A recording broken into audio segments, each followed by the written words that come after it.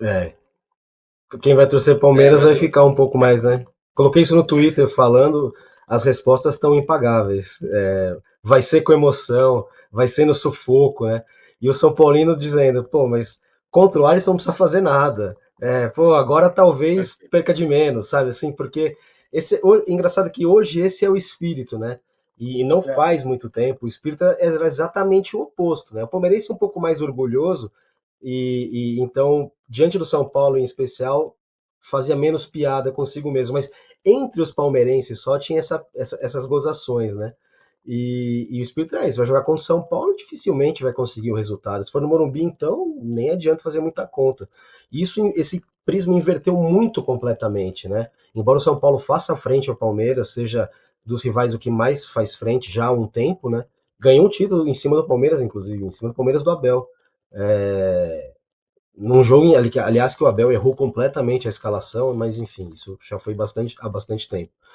E hoje o São Paulo tem essa barreira com o Palmeiras, né? E o Dorival, eu entendo que o trabalho do Dorival é bom, e aí eu também vou querer até trazer isso aqui na nossa discussão. Eu acho que ficou comprovado empiricamente mais uma vez que Rogério Ceni e o São Paulo não combinam, porque você tá vendo, a gente está vendo que o Dorival não está fazendo nada mais do que um trabalho de organização, enfim, de enxergar o jogador para determinados lugares. E com o Rogério, no São Paulo em especial, parece que o processo é sempre caótico. É sempre ele comprando brigas e querendo impor soluções que só ele está vendo, e às vezes, sabe, brigando com o óbvio. E no Fortaleza não era assim o trabalho dele. No Flamengo também não foi. E nem no Cruzeiro, onde aquela passagem tenebrosa dele, ele também não inventou tanta coisa. Mas no São Paulo parece que ele quer sempre fazer uma descoberta genial. E aí você percebe que o Dorival, que é um bom técnico, mas que também não, né, não é assim, meu Deus, não é o Abel, não é um cara que vai mudar completamente, sabe? Ele simplesmente está fazendo um trabalho correto e o correto funcionou. Embora a derrota de hoje, eu também assisti ao jogo mais cedo, né?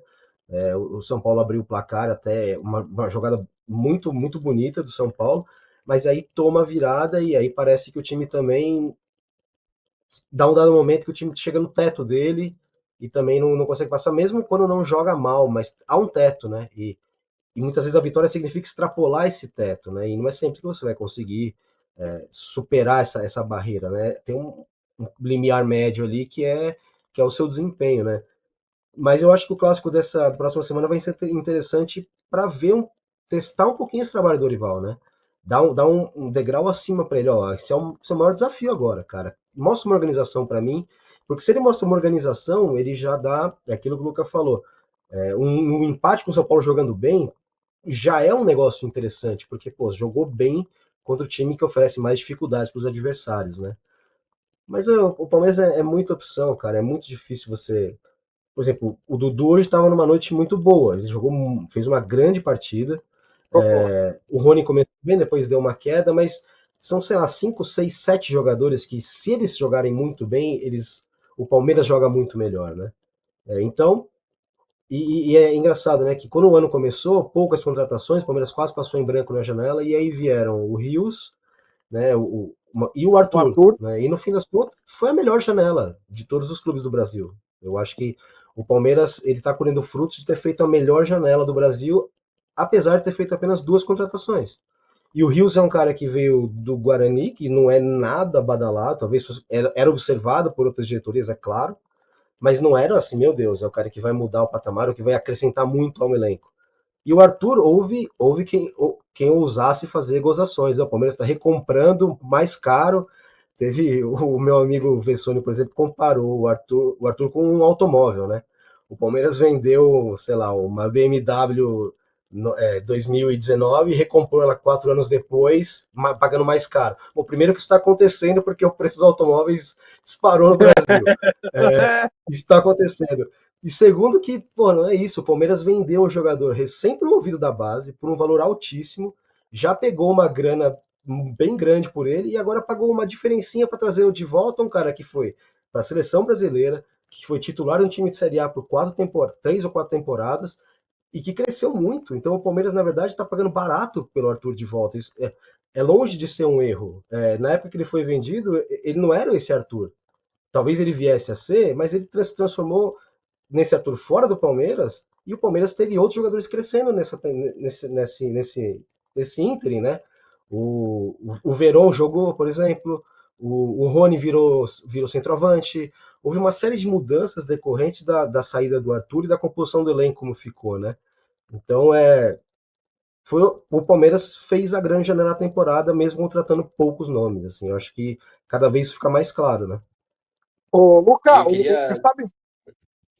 Não, não, eu queria falar do Richard Rios, que eu acho um jogador muito especial. Muito, muito especial Seria interessante. mesmo. Não sei Também. se ele.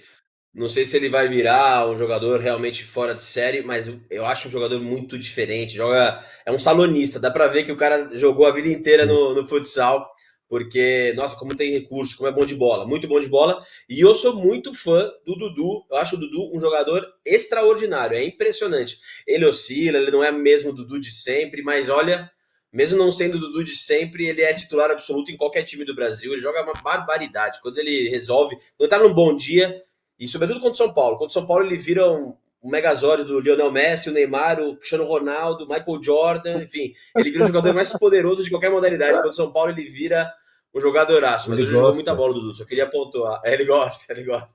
Ele gosta de Ô, Lu- clássico, cara. Ele gosta de é, clássico. É jogão, interessante ver isso.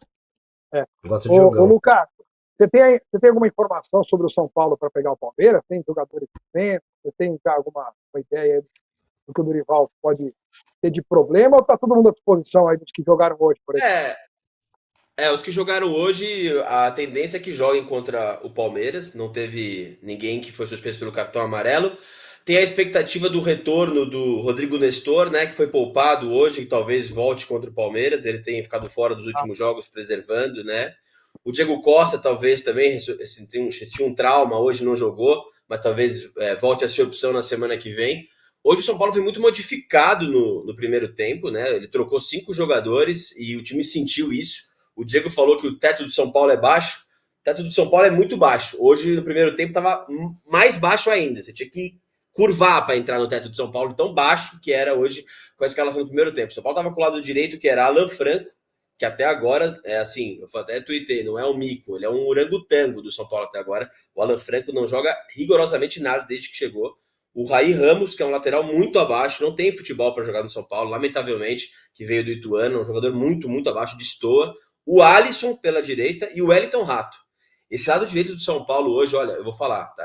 Foi duríssimo de ver. O gol sai pelo lado esquerdo, cruzamento do Caio Paulista, que aliás é uma das ótimas surpresas com a ausência do Wellington, tomou conta da lateral esquerda e hoje é uma das armas mais poderosas do São Paulo.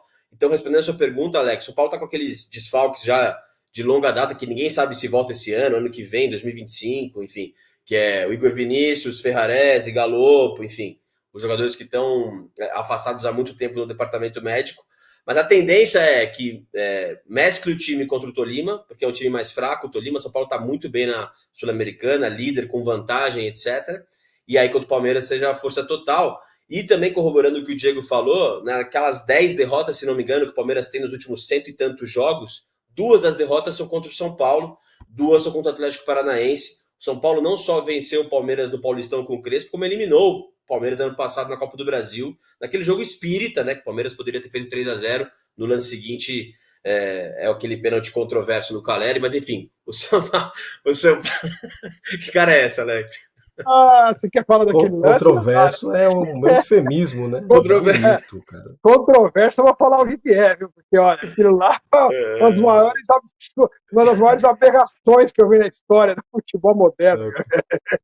E assim, o Gostei Palmeiras do parou, rosto de foi vocês, chorão, assim. né?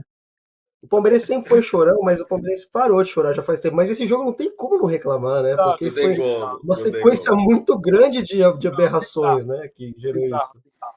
Foi bizarro.